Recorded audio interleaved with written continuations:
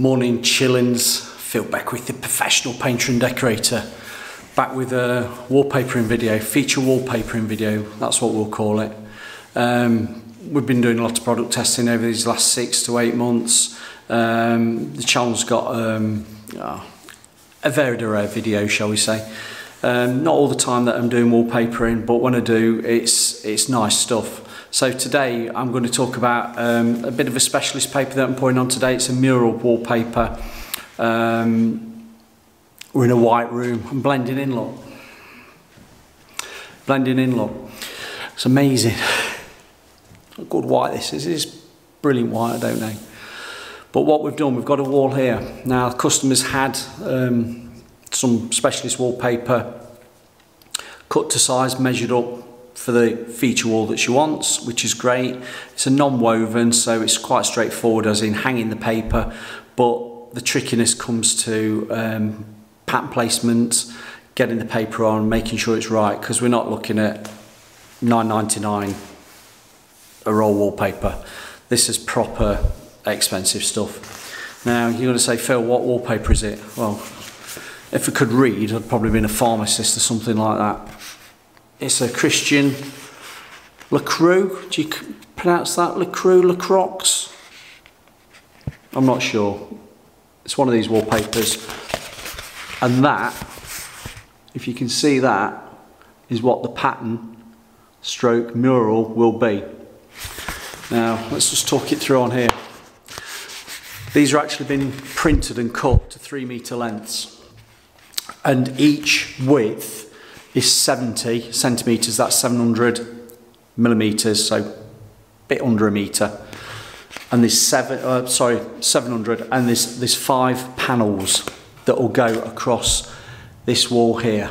Now you probably can't see it, but you might be able to.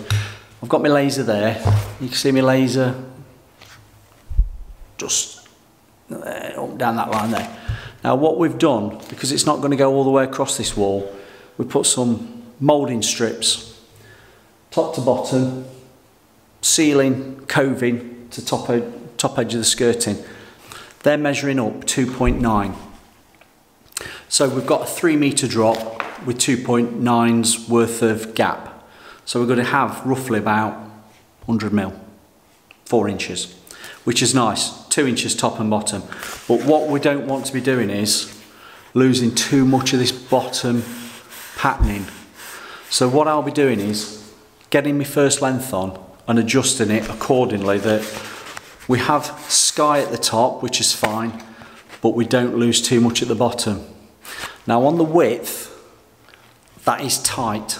I'd really like to have 2 inches either side tolerance, but I'm only going to be working with the strip width for salvage, give or take a little bit, just for a bit of comfort. So that is actually the width of the paper. And if I zoom you in, and I'll just show you what I've done. Between the 2 lots of strips, I've made sure that this width goes in that gap nicely with the overlap, and it does. But how I did it, can you see me? I positioned it and worked my way. And work me like, you're not going to see me, and I work my way along. So I know my widths are all right, I know my panels all right. So height, top to bottom, is good. My width, we're tight on the cutting. What we don't want is stuff wavering because the wall's being out. That said, we should be fine. Now you're going to say, what prep have we done? We sanded the walls down, we got the strips on. They've been stuck on by contact adhesive, you know, like liquid nails. There's different brands available, but liquid nail sort of stuff. A water-based soluble adhesive. Stuck them on, they don't weigh much, got those nicely on, corked the edges, and then with the original, because the customer has still got the original emulsion for the walls, we painted those in with emulsion. So this will be like a picture in a picture frame. That's great. On the inside, not taking any chances, we sanded the walls down. I used the hand sander Merker with the vacuum cleaner on it, got them down because there's a little bit of orange peel on it. Got it down, dusted it all off where there was any dust that was around the bottom edges down there, and then I've put a coat of guards on. We weren't taking any chances with that. We put a coat of guards on, which evens out the porosity of the surface. I could have used thin down tub paste, which I could have just done as easy as anything, but because I didn't know what that, I'll say the contract emulsion, I didn't want any problems with the contract emulsion with paste going over it, so we've guardsed it. Then, bib and braces, was it belt and braces? I've gone over it with wall rock fibre liner. Now, that's probably a little bit overkill, but my idea is that will be a sound, solid base as a liner. And don't forget, we've done butt joints. Don't leave gaps in lining paper. We've done butt joints. We've corked the edges round the beads. Now, in the future, if the customer doesn't want this paper on, we should be able to peel this off because it is a non-woven and leave that backing on, and that shouldn't come off. Then we could go straight over that again with another wallpaper. Hey, it could be a few years' time, so we're not going to worry about that. But I have given that now the best chance for any wallpaper to go over the top. So that's quite good. I'm quite happy with that. Now, the other thing is I've hung this vertical. I've not done horizontal. You're going to scream at me, oh, you don't have to hang lining paper horizontal. No, you don't. You've got to make sure that your butt joints don't correspond with the butt joints of the paper that you're doing the finished paper. So what I've done, I've used 75 centimetre wide wall rock. Then when it came to the end, you'll probably see it just there, it's a slightly different colour. Yeah, you can see that just there is a 55 width wall rock. It's the same grade and everything. I've still used the correct side for working on for wallpapering, but we've gone top to bottom. You're going to say, why did you do that? Well, quite simply, it was a lot easier to hang on this size wall, top to bottom. But I know that where my paper will be dropping won't be corresponding with any of those, because that's why I did it like that. So I'm going to turn the camera off. I'm going to come back to you. I'm going to show you the wallpaper and how we're going to do it.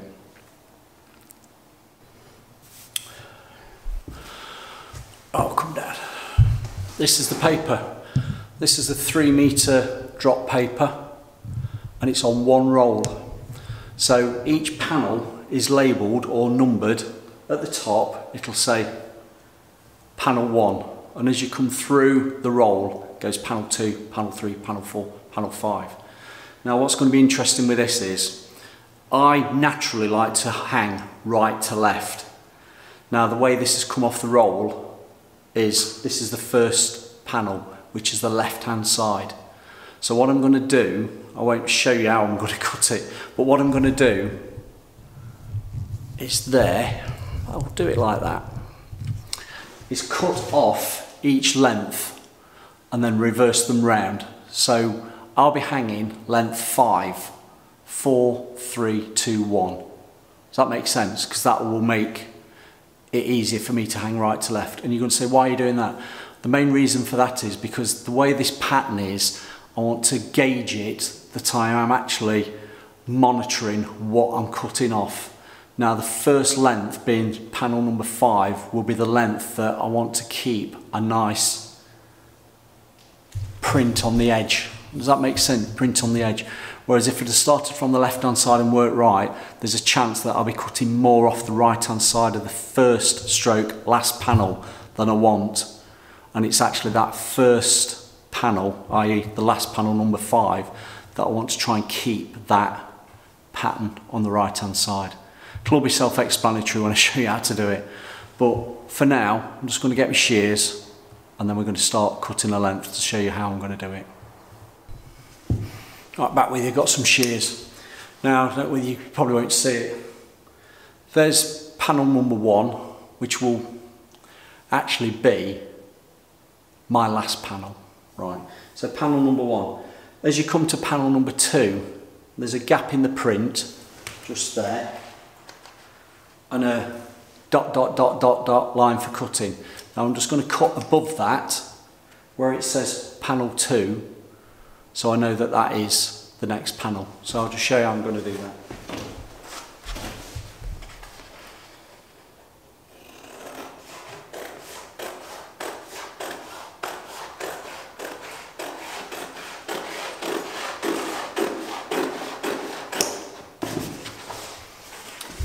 cut it off.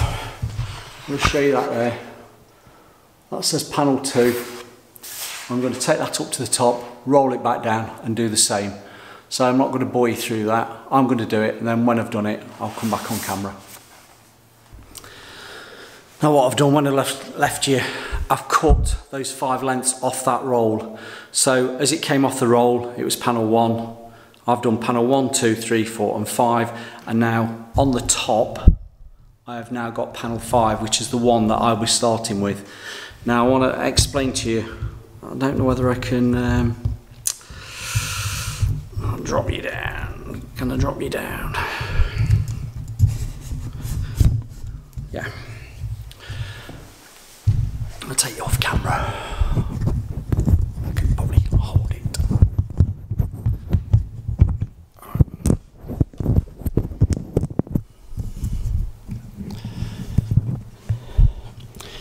Right, this is probably a lot easier. Let me explain it like this. These, can you see this? This is the panel mouldings that I've got on the wall over there. I'll take you over there in a minute. Now, my plan is that this is how I want to monitor where all the pattern placement is, because if this was on the wall, I want to be still keeping, can you see that? If I go over there with that, I lose that bit of a tree. But if I bring it in, I'll still get that edge of the tree. So look how much I'm going to be trimming off. You see that? There's the edge. Oops, let me get off my sheet. There's the edge. And then if I put that on there, I'm going to do it like that. There's the edge. I'm going to be keeping it like that. Does that make sense? That's why I want to start with panel number 5 as my first panel. And also, I want to keep an eye on the bottom, because this is like the little bit of a landscapey grass ground area. I don't want to be cutting all that lot off. I want to be cutting probably, what's that, inch and a bit, inch and a half. What's that, that's 50, 25, 40 mil or something like that. That's where I'm going to be monitoring it. And this will be the first panel. Now, I said to you it's panel number 5, and I'll show you how it is. Panel number 5, then I go to panel number 4, 3, 2, 1. All makes sense.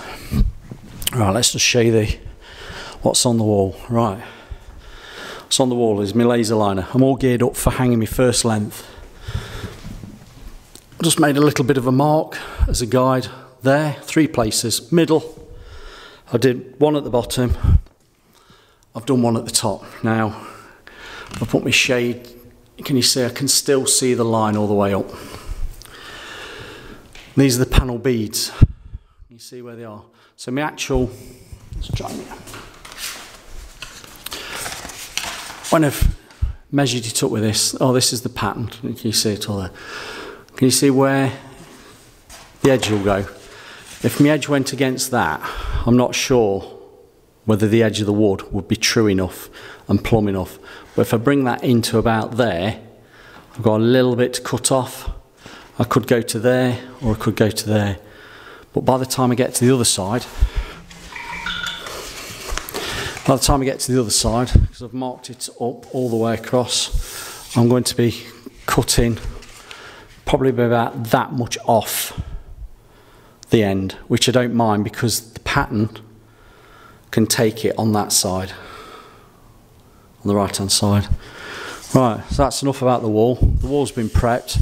I don't need to go over it with a bit of fine sandpaper because I've already checked it all over. It's all nice.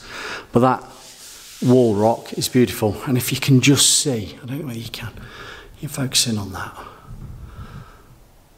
That's a butt joint all the way top to bottom using a seam roller.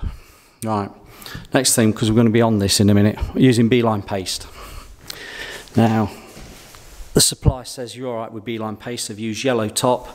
What I've done, because I'd already got some in a tub, I've thinned it down, just a splash of water, just so it's nicely able to be brushed.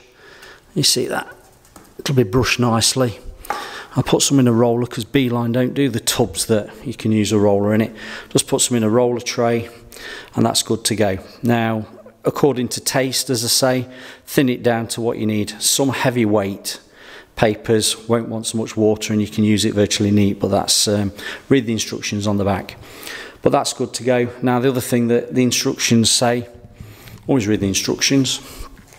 It says, use a hanging brush, particularly when you're going up to cornice, coving and skirtings. It just say it there, I don't know if you can see it. And that's so you don't squeeze out too much paste, because you don't want paste going over the surface of the paper. And if you do, get it off with a warm sponge and water. I mean, you can see it there. It says any adhesive on the front surface of the wallpaper can be removed with a soft, wet sponge. Note, do not rub high heat or, I can't see, do not rub high heat or low humidity can cause the joints to open. Well, I've got a nice environment in this room. It's quite cool. So we're good to go. And I think you'll like it. What I'll do, I'll get the first one on and then I'll just show you where we are with it. Then I'll crack on with it and then show you the finished paper.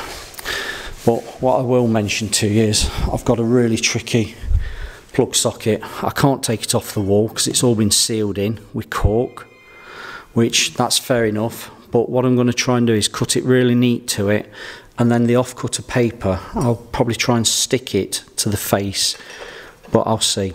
If we can't do that, I won't do that. So for now, let me crack on. Right, see you in a bit.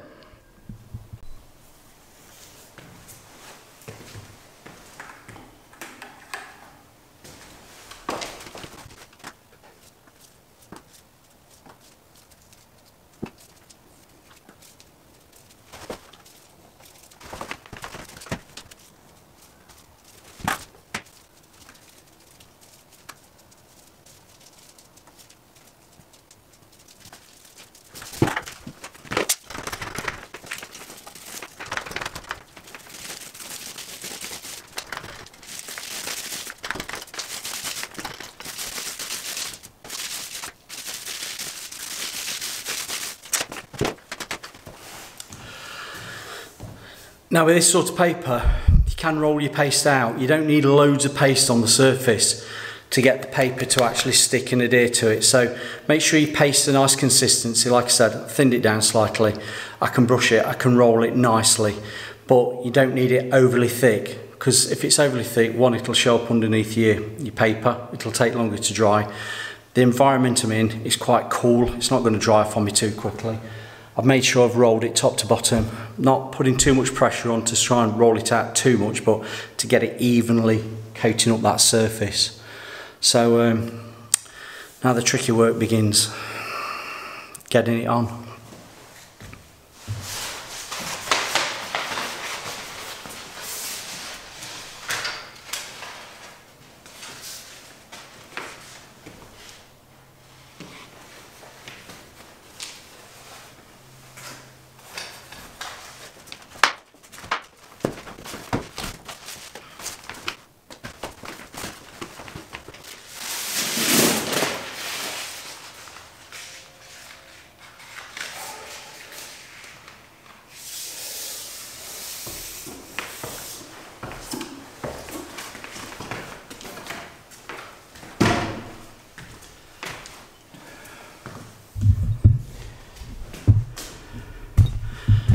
Now with the paste on the wall, that'll hold that paper in place for me while I manoeuvre it about. I've not plumbed it in with a laser liner at the moment because I know where I want the position is. I want to get these right. I don't know if you can see it. I want to get the patterning just right there, around this tree. And if I can get that patterning right, then I'll start lasering it up for that good edge. But for now, we're just going to get it in place. And I'm in effect starting to hang from the bottom because I want to see how the bottom pattern is going across the skirting. Bear with me.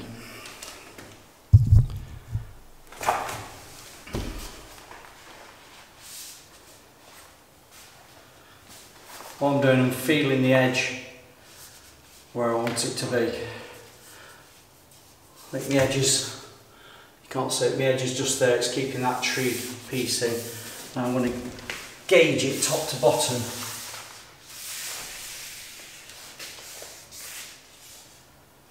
We're not bad at that, we could probably go up slightly. Got a ruler.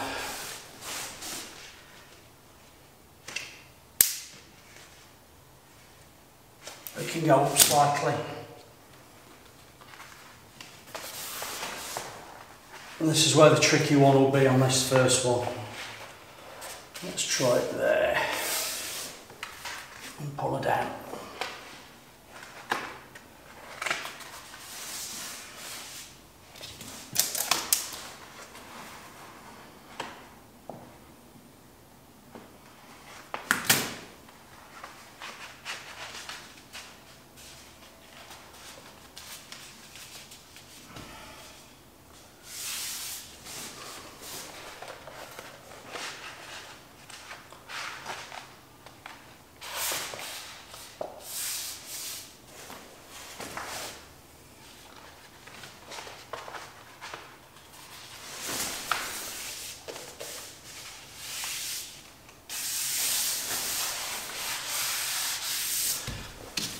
I think I'm happy with the bottom. I'm going to work it up to the top and see what the top's like.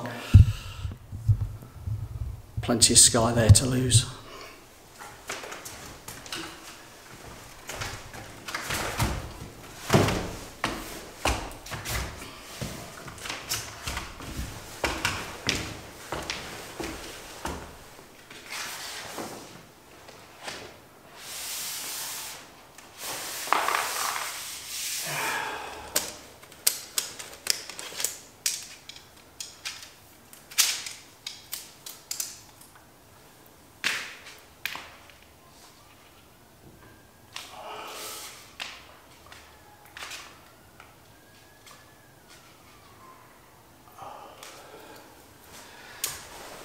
Cutting about 70mm off the top, should be about right.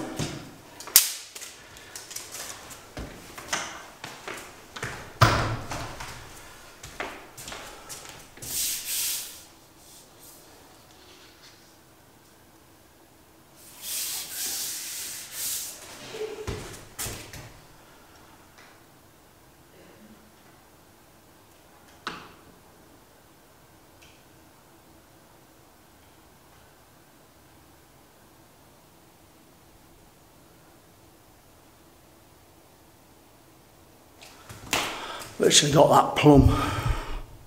It's got my laser working now.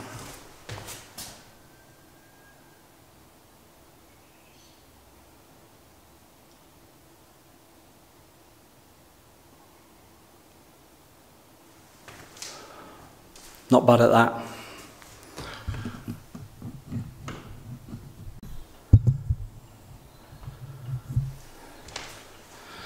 What I'm going to do now, just brush it down. I've got my laser liner lined up.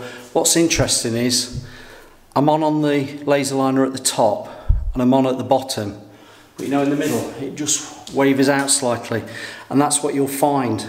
You'll get a plumb bob or a laser, even spirit level. I don't like using spirit levels, you can't rely on a spirit level,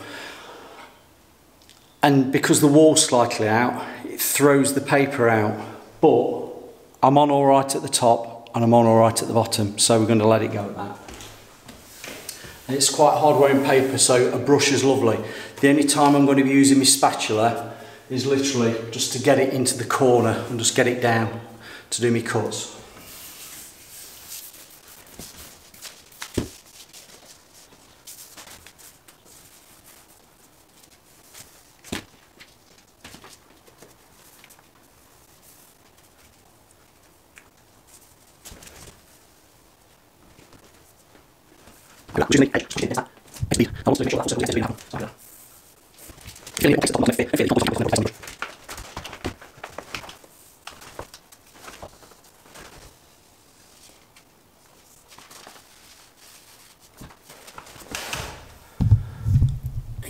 I'm going to relieve a bit of tension on that corner now. Just get my blade, Stanley offler, and just take out that corner, i.e.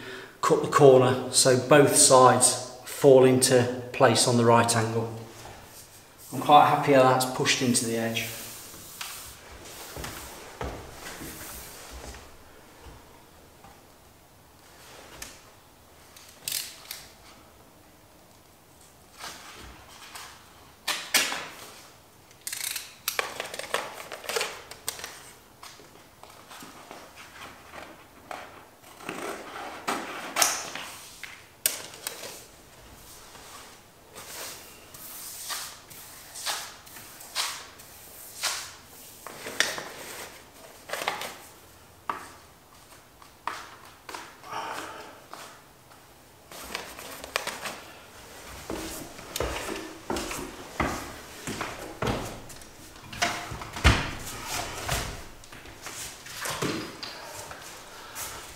I'm going to get my proper cutting edge now, cut across the top.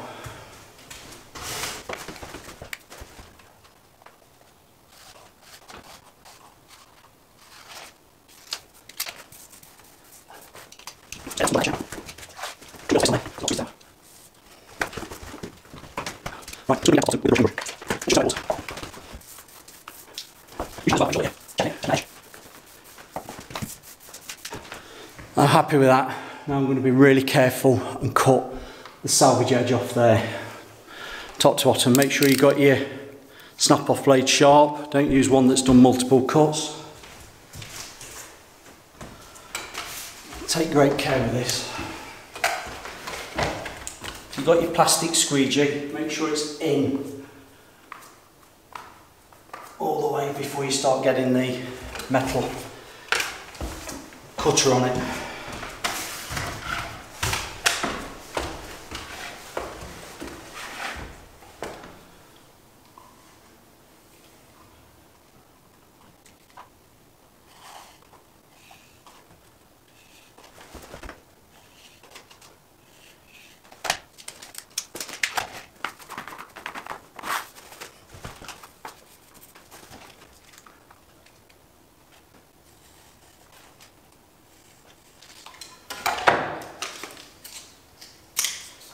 Just trim off any excess so I'm not working with a piece of paper hanging down over me.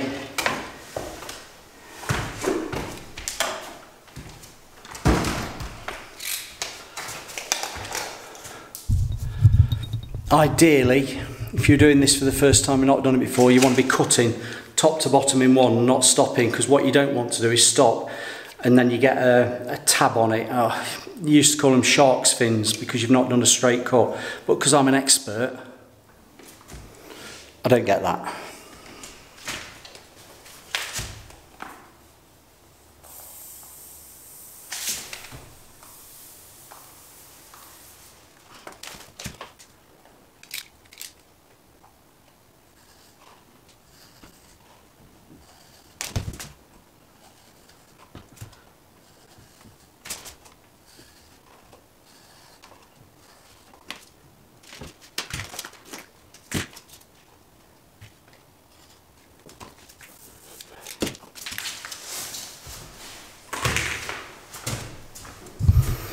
I've gone all the way down to the bottom. You lost me off camera there. I released the pressure on that corner. I've got a lovely straight edge, and I've done what I wanted to do. I wanted to keep that full circle, albeit there's a couple of mil gap between the circle and the frame. That is ideal. So just get your sponge.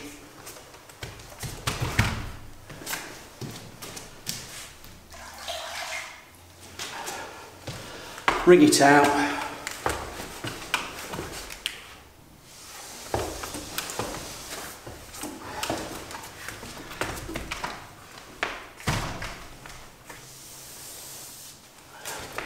Check so there's no excess paste that oozed out, but there won't be because I was very careful with that. Now what I'm going to do now, I'm going to turn the camera off because I'm going to go around the plug socket. I don't want to bore you with that.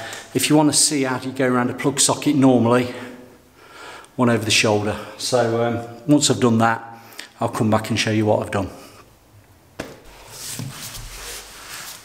Didn't want to bore you brushing down a length of paper and just cutting the final bit. But what is interesting, we've got do we call them a flush mounted Plug socket, let's get it into there. You see my laser liner's still online? Yeah, brilliant. Now, it's a face plate, it just pings off. It's not been fitted very flush, there's a bit of cork around it and it's a bit all over the place.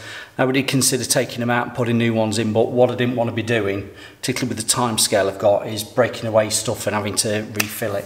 So we've worked with what we've got. Now I've really carefully trimmed around the edge. Can you see it? You see across the top of there, still a bit of cork because it's a bit proud. So that's always going to be showing for now. But we've taken the faceplate off and I've trimmed off that piece, can you see there, in one piece, like that. And what I've done, I've stuck it to the plate. So when that's dried, I'll neaten it up on the edges, just trim it round with the edges, a little bit of a light sand around the edge to make it neat. And then with my box of tricks, I've got some watercolour pencils and pastels. I'll just colour in those edges, so when it goes on, hopefully it's not so noticeable. But that's what we'll do. If we don't like it, we can always pull that off, and it is what it is. It's a plug socket, can't do much about it. But for now, I don't think that's bad if we can disguise it. Do you? So we'll see. So all I've done's just the adhesive over it and stuck it on, let that dry, and then tomorrow I'll cut out neatly the little holes in the back, just poke them through and wrap them round. So that's that.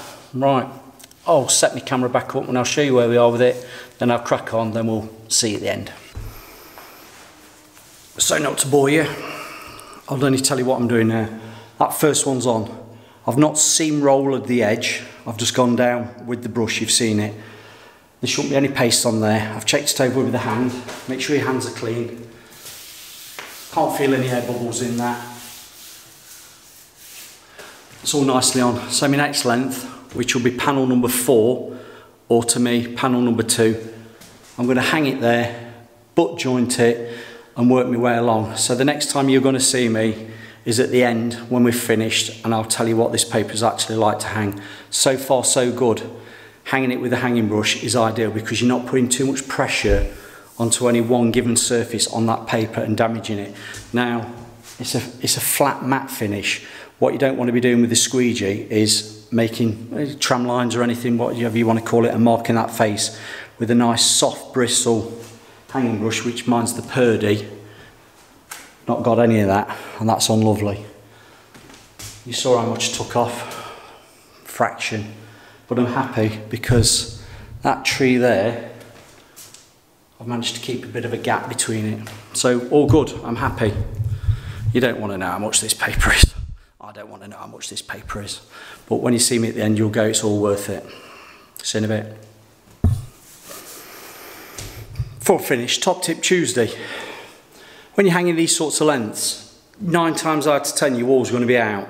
Now when you're matching up pattern, whether it be something like this, or a traditional repeat, make sure your eye level, like there, around about the 5 to 6 foot, make sure your eye level actually matches with your pattern. Don't worry about what it's doing at the top. A lot of amateurs and DIYers hang their paper at the top and match it at the top, and when on a long drop, by the time they get down to the bottom, it's not butting up and matching, it's slightly off like that. But if you get it at eye level and then take it up to the top and then down to the bottom, at least if anybody comes in visually to the room, your pattern's matching. So that's the top tip Tuesday from Phil Beckwith, the professional painter and decorator. Match at eye level. Don't worry about what the top's doing. Don't worry about what the bottom's doing. The walls always seem to run out.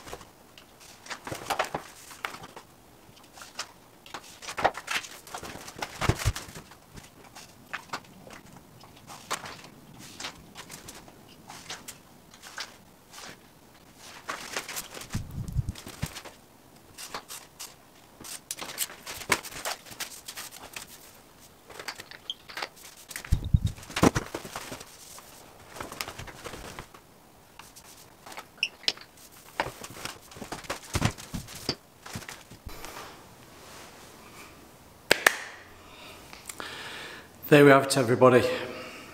Said I'd come back to you on the last length. You saw me just hang the last length. Carefully cutting. Always make sure you got a sharp blade. It's nothing worse than something snarling up. Even though this is a non-woven, it's a paste through wall, you've still got to be dead accurate with your cuts. But I have to say, I'm really impressed with this. That's what the paper is. Showed you earlier. It's gone on nicely. You're going to say, how long does it take me? I've done a bit of filming, you know that. I'd probably say 3 hours. It's probably been about 3 hours. But I've been meticulous with this. I've made sure my joints are right. At some stages, you know, you've probably seen on a previous video about my paper hanging tools. That's an ordinary seam roller. That's a barrel seam roller. You can see the difference. I've used that, so I've not put a definitive or a definite crease edge. I'm not trying to crease the paper, but that just evened out. You can see it just there, evened out.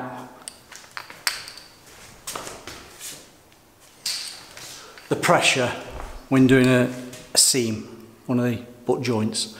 But no, it's actually good on the joints. If I spin you around, you can see it like that. I've got there the little bit of a gap that I wanted, and I've come all the way to this side. I was probably cutting off no more than an inch. Might be a little bit more, probably about an inch was the offcut that side. But all in all, really good paper. There's the top, all the way across the top. Ever so neat cutting using the straight edges. You know, I've got the socket to do. I'll try and do something with that. Now, anywhere that you're not too happy with, you can always get some watercolour pastel crayons on joints, just fake them in. But this has been quite good on the joints. The only time you might see a little bit of an edge, and I mean edge as a white edge, not as an overlap or anything, it's just where you've got a really dark colour. But I've made sure I've bumped it across, taken it from one side to the other, both papers, moved them, because they're still pliable, they're still movable because they're still damp. So you can move one paper into the other and vice versa, then get a seam roller on it. As I said earlier, they recommend using a hanging brush, which I've used a hanging brush and it went on fine. You don't need to put you don't need to apply a lot of pressure to get this paper on. As I said, you don't need a lot of paste either. There's enough paste on it to hold the paper in place. But the beauty with a non-woven is, you know, if you did come back, or if you're a DIYer or an amateur, or just getting into painting and decorating and wallpaper hanging, you know, if you had got a little bit of an area on a joint that was not enough paste on, you can just carefully peel it back, put a little bit of paste down, seam roller it, damp sponge, wipe it off. Quite simple, isn't it? So I'm going to move you around, get you to the far end of the room. We can have a quick look at what it looks like.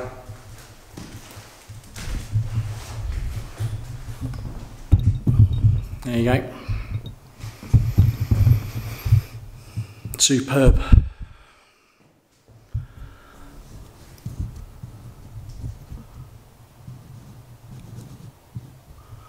Really good, I like it.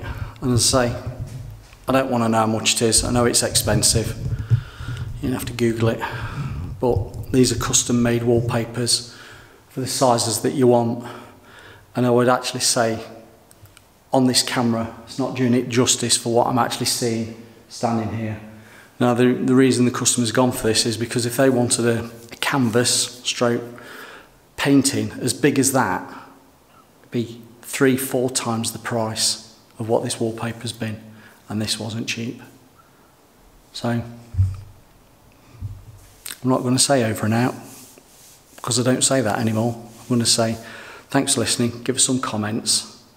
There's been some videos in that top corner that you could probably link to if you're interested in anything else that I'm doing. Thanks for bearing with me. It's been a bit of a long one, but it's an interesting one. Again, any questions on paper hanging, feel free to ask.